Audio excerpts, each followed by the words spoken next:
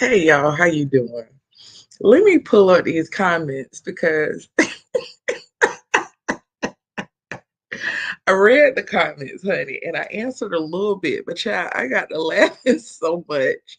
I admit it, I got to laughing so much, child. I was like, you know what? You gotta have to respond to them audibly. Hold on. Oh my God. Okay, I need to just put this out there. Part of the reason why I did the video about Kierra is because a lot of the young ladies in Maidens to Matrimony, they really look up to Kierra and her husband.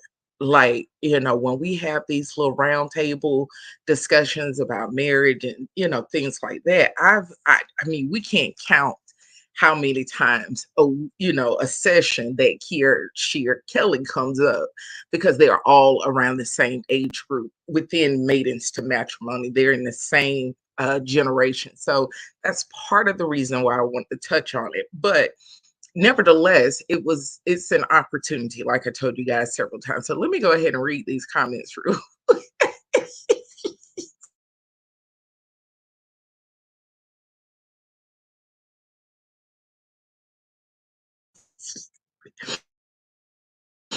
uh Lynette Price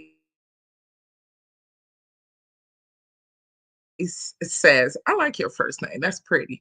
Lynette, that's really pretty. I have a cousin named Lynette. Now to be on a single ladies trip. Well, the thing is, I think that I'm pretty sure that, like I said, with her being so high profile as only daughter of the presiding bishop for the largest Black denomination in the United States, that's part of the reason why she probably has been trying to navigate this the best way that she can. And choosing that tool was probably a way for her to announce it and kind of let people fill in the blanks for her. But like I said, a lot of the young ladies in Maidens to Matrimony, they are absolutely positively crazy about Kierra Sheard Kelly. They are crazy about her. And I understand why they love her so much. They look at her role in evangelism, they look at her talent, how she has been like a highly visible, multi-generational part of Black gospel, right? And so that's a big deal. So a lot of them, she inspires them not just for marriage, but she also inspires them when it comes to ministry and how to be a whole woman and still being successful. But yeah, I noticed it. I just didn't say anything. I just kind of, looked at it as, well, maybe, she's just going to go, but then she's not a person who has to accept every single tour or every single anything. You get what I'm saying? Because of her success level. But unfortunately, that's what's going on. Gloria Walker says, I'm so impatient listening to this. What are you talking about? An art and expert, honey. Honey,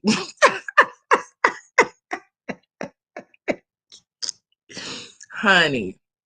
How you doing, Shug? Shug, like I told you in the comments, honey, you telling me like I'm supposed to do something about your listening problem. You got to remember that's your listening problem, Shug. Like, use common sense. Just cut it off.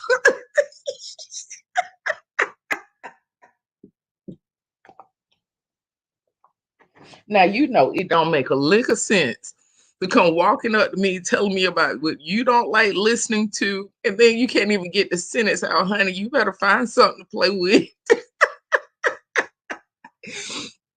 Honey, you can't be telling me your problems. Honey, I don't. I'm not a problem solver now. I like puzzles, but you know, those are at my leisure. But honey, when it comes to social media, baby, all you got to do is cut it off. Sugar, it's real easy, baby. The time you took to write that darn comment, girl, you could have cut the darn video off and went on about your business, wheeled off about your business, hopped off about your business, walked off about your business, hula hoop about your business, jump rope about your business. You could have done a number of things instead of sitting there wasting the energy in your body to type that message Today or tomorrow, you could look up, be outside, and end up in an accident and not even able to use your hands no more. And you just wasted that time with your good hands the good Lord has blessed you with to put a complaint that no one can do anything about but you. So it don't make sense, honey. You have to figure out who's supposed to solve problems in your life. The video not the problem. It's you have a problem. You don't know how to walk away from stuff when you don't like it. That's a problem for you. So, honey, I just pray your strength in the Lord. And I just pray for healing for you, honey. I really do. I am not being sarcastic right now. I am being so serious and sincere when I say that. I just pray for your healing in Jesus' name. Amen. Lord, keep her. So she says, this person saying, I don't know how, if she's male, female, or whatever, but they left a comment and it reads Hebrews chapter 4, verses 15 through 16. For we do not have a high priest who is unable to sympathize with our weaknesses, but one who in every respect has been tempted as we are, yet without sin. Let us then with confidence draw near to the throne of grace, that we may receive mercy and find grace to help in time of need. They say we don't need to give grace to them. God gives the grace. Grace is the unmerited favor of God. If they are children of God, they already have it. All they have to do is submit to God, resist the devil, and he will flee from them. All we can do is pray for them. For all have sinned and come short of the glory of God, does not discriminate on his mercy and grace, whether high or low stature. We are all regarded the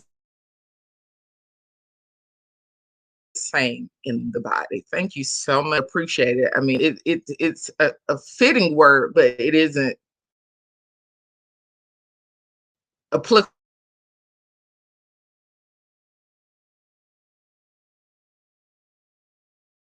for what I left. In a biblical sense, isn't the only definition for grace. That's something we have to remember as Christians, that there are multiple definitions for one word, right? So you're looking at the Christian biblical text definition for the word grace, right? So when I said that we need to show them grace, I meant in the context of a secular but still positive meaning of grace, right? It means to honor someone, is courteousness, being polite, manners, good manners, right? That's what I was talking about. Being courteous, being kind, being polite, showing good manners in this regard.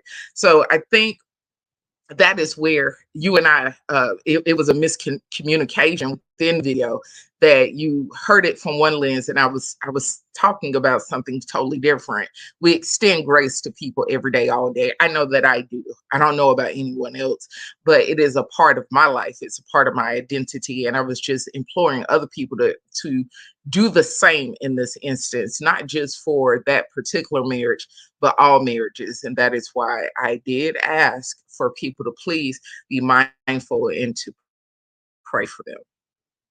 Okay.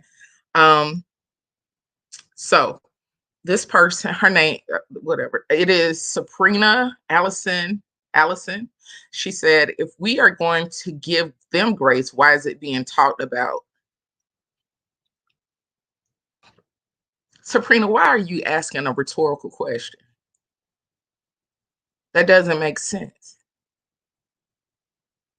Why are you asking a rhetorical question?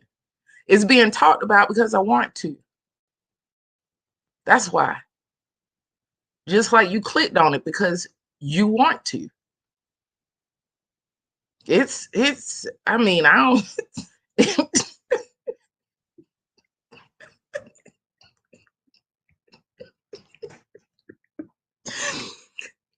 some some things are just really common sense.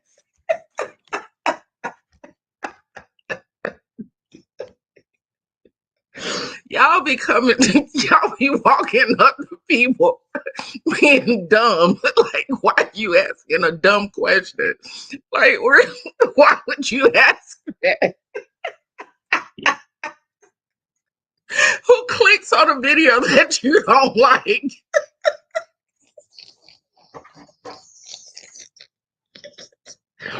I'm discussing it because I want to. Like, you're asking a question you don't want an answer for. Why are you asking a rhetorical question? Like, I don't mean no harm. Like, make it make sense.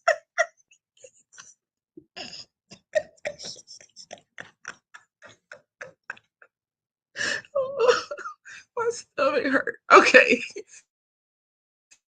hold on. She says, why not give them privacy and let them go through it?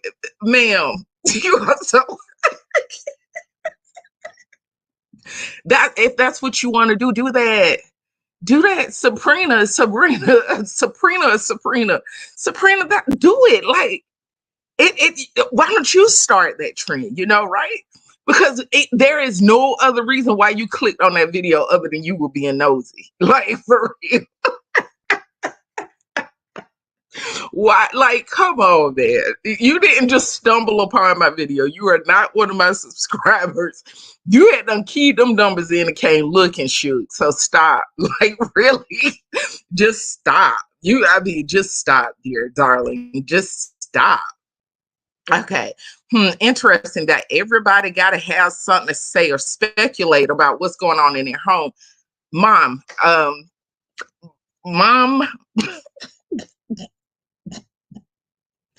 always taught me this. We can't guess what's going on in someone's house. What I did was put out their facts. Usually within 24 months of someone having a child, their marriages go through rigmarole and a tumultuous time. Right. Another instance is when they have lost an immediate family member, such as their mother or their father. Families and marriages go through a tumultuous time. That's usually right around the time one of them, the one who lost a relative usually then decide they don't want to be married no more. Another instance, job loss, injury, finding out about chronic illnesses, debilitating illnesses, disabilities, things like that do impact marriages. And it's like the rock in a pond. There's ripple effects. And one of those ripple effects may be, in fact, that they lose their marriage. These are real topics. And if you don't feel comfortable having that conversation and think it's speculating, honey, I don't know what to tell you. Like these are real world conversations, and they are not exempt for them. Like, even as high profile as they are, life happens to everyone. Rich, poor, in between, good, bad, ugly. We're in this life experience. We're having a human experience. We are spiritual beings having a human experience, and none of it don't escape us, even if we pray, fast, no matter our titles. And so that is why I mentioned that it's not uncommon within that 24-month window. A lot of people, marriages go through things. And in some instances, they end up divorced. So no one's speculating anything. But if that's how you took it, then I don't know. I mean, that's that. Anyway, she said, big deal. She is a public figure. Let them be real people and have their lives in peace. Well, why are you commenting about them? Then you're adding to the visibility. You don't realize that? Yeah. Yeah. Hold on, let me get my darn tea. Lord have mercy. Girl.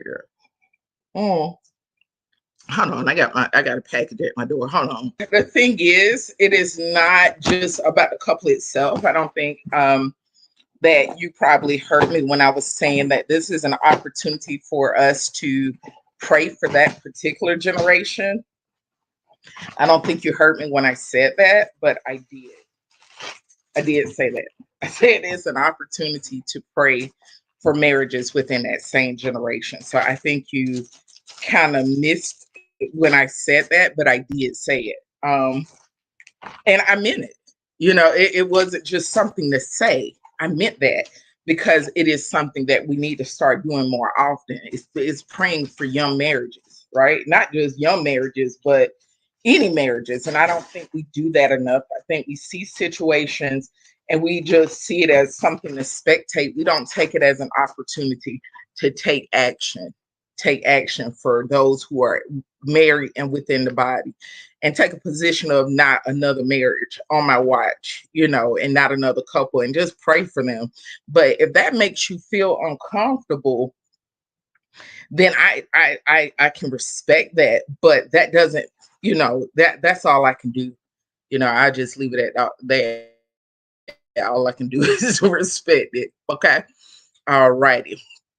And someone else, her name is Kiki World. Why exactly is she afforded so much grace? Everyone are to me, Kiki. I don't know about nobody else. I can't speak about anyone else. I don't know. I can't admit to you and agree with you that most people are not afforded grace. They're not when they're going through things. I'm telling you that now. And this is why so many people hide when they're going through things, because they'll get the ostracism and the ridicule, the judgment, the scorning, and all of that before they get compassion and grace. They will get cheers and jeers and laughing at them and told you. See, they thought they was so much better. See, they ain't no different than us, and that's just how nasty people are. But we have to remember that someone else's content of their heart doesn't have anything to do with you. We are responsible for ourselves, and in my instance, and I can speak from the position of someone who has gone through a very visible divorce, that we were cognizant and wise enough that every move we made, we had a great infrastructure and support system that protected our privacy at all costs. But we understood that we were limited in the number of people that we could allow to be in that journey with us. And then I turned around and I just decided to be as transparent as possible about it, from the position of hoping that someone learns from my journey and my experience, how it went, being a visible couple, being someone, that everybody knows, governor sending letters to the house, sending flower arrangements to the house for our anniversaries and all of this stuff, to turn it into an opportunity, because I knew and we knew how many couples and how many people looked up and idolized our marriage, idolized our covenant, our union, and they wanted that for themselves. So we felt a burden of feeling like we were not just letting God down, but also letting all of these people down that we had inspired. So my position for it was different. I have a very loving family. I have a very supportive family. I have a very protective family. Okay. And because of that, I'm afforded to be able to speak on it myself. I don't have someone else speaking for me. And in this instance, they are afforded from me. I don't know about anybody else. They're afforded from me the same thing that was given to me. Therefore, I feel comfortable and excited to provide the same thing to someone else, to not rejoice in their pain and their suffering, okay, but instead to have the wisdom and compassion to pray for them. Visible or not, rich, poor, in between, it is still a painful, traumatic process. And we have to use wisdom when we see people go through things. And that's not a common approach. I know that, especially in this day and age. I know that for a fact. People, the most views on this platform are always for people who are happy to see people suffering. If you don't believe me, just get in your little YouTube hoopty and just pay attention to your favorite pages that are positive. Look at their numbers. And then go find a page that's all this about, this gossiping, strife, and all of that, and laughing and hoping and plotting for people downfall, and then look at their numbers. You understand? That's not my ministry, honey. That's not my heart. That's not my heart at all. And people who have listened to this channel, I tell you, I've said several times that I don't necessarily care for Kierra, and I don't necessarily care for her family, because I don't like nepotism, right? I don't like nepotism. And because of that, that still doesn't cause me to not be able to show compassion for someone and genuinely want to pray for them. That's not what it means. Now, for some people, they can dislike somebody and they won't pray for them. They'll be happy something happened to them. They get to gossip about it. They get to be really nasty about it. That's just not me. That's not my heart. For me, it was very painful hearing that. And I know how traumatic and painful it has to be not just for her, but her entire family. This is a life-changing, life-altering situation, and it should be regarded as such, and therefore we should extend grace and mercy and kindness during this time. So that's that on that. Okay. Um, and the thing is, you said we either give grace to all or we treat all the same. She is no different. Baby, I can't tell you what to do. Baby, I can't tell you how to treat people. Honey, because of what I do, I only ask people to do something I feel led to do. And maybe I shouldn't have did that. Honey, I can't tell you how to treat people. Baby, I can't, honey, I don't know how to tell you. Baby, I am not a part of the board. I am not part of a collective. I am an individual. All I do day in and day out is provide recommendations and suggestions. Baby, you do not have to do it if you don't want to. You don't. And I won't judge you if you choose not to. But the countenance of your heart doesn't have anything to do with my heart, right? I'm only asking people to start doing something that they're not doing, and it's very evident to me looking around that they're not doing it, and they're believers. So that's why I ask. I put that clarion call out. We have to do things different as believers. We have to. We have to quit treating people like we in the world and of the world, and they are too. It's not right. But honey, I can't. All I can tell you is, baby, I can't tell you what to do. You know, you do whatever you feel led to do. Okay. Hey, honey. Hey, praise queen. God bless you, honey. Hugs to you, dear. It is so good to see you. It's so good to see you. It's really good to see you. It says, sis, I am so sorry you're having to experience such a tragedy that apparently could have been prevented. My only observation is that most of these men, so-called men of God, can't help anyone because they need spiritual and psychological help themselves. Degree holding are not true. That baby's body is actually on the way home. My friend, due to his family having, a certain type of business, they are helping. Well, they help to get his body home because they're not from here. So, his body is being transported home and they help pay for that. It could have been prevented. And at the same time, we had conversations while we were, trying to figure out what all needed to be done and taking care of the help, the family, that we decided that we would, go ahead and financially contribute to a program that is designed very similar to Maidens to Matrimony for young men. The difference is, as in all things, I preferred that nobody know I donated the money. Nobody knows that he donated the money. We will not be visible in this. This is something both he and I are passionate about. Getting it done, getting it built, getting it arranged. I'll do the program development and all of that, but I'm not going to manage that program, and my face will not be visible in that program. I'm just providing financial resources, and my boyfriend providing resources as well. So um, that's what we felt led to do, but it's still, weighing heavy on my heart that we have to do something. And due to the nature and climate of what's going on with African American men right now, I understand it wouldn't be a good idea for me to be visible and known to be actually the founder and creator of this program as a Black woman. Yes, it's messed up. Yes, it's disgusting.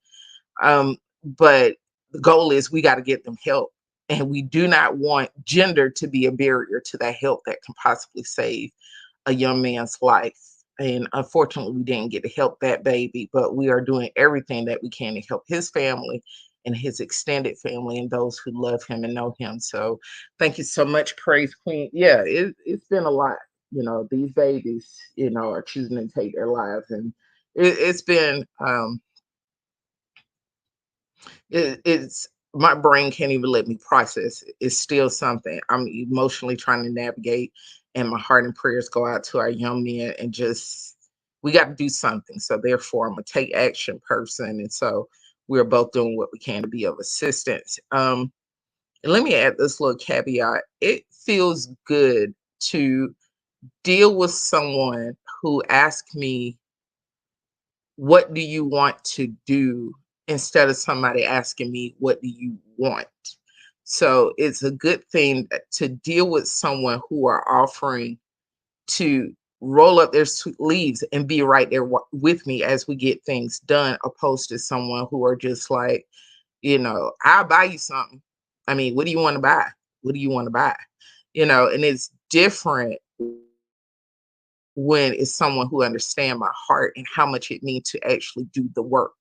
Um, and I'm enjoying that experience because the other day he saw me. I was working with my little block puzzle, and I was sitting in the office, and he came around the corner. He know my rule, or my habit. I play with puzzles. I do a puzzle when I'm trying to figure out a solution to a situation. And he just came around the corner and said, "What do you want to do? What is it you're trying to figure out? How you want to get it done? What is it?"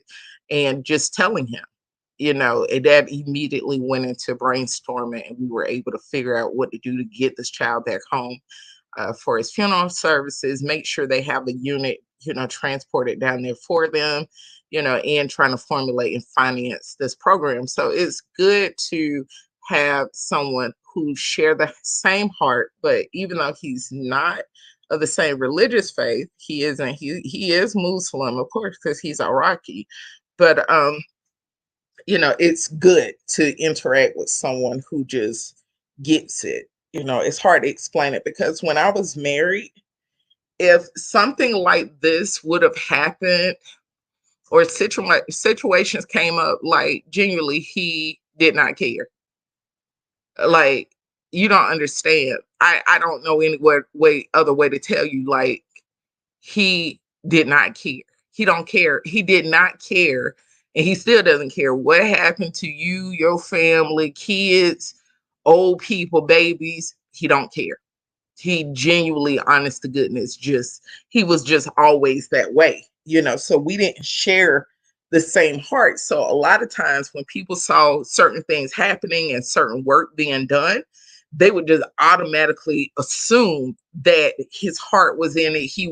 No, it was always me, but I always kind of shifted where he was at the forefront, as far as the visible person, but he really didn't care. So if something like this, if I was still married in a situation like this, something would have happened. Yeah, I would be out there, sleeves rolled up by myself. His question would be like, well, how much money are you spending? Like, how much money are you going to take away from your business for this? I wouldn't do that if I were you.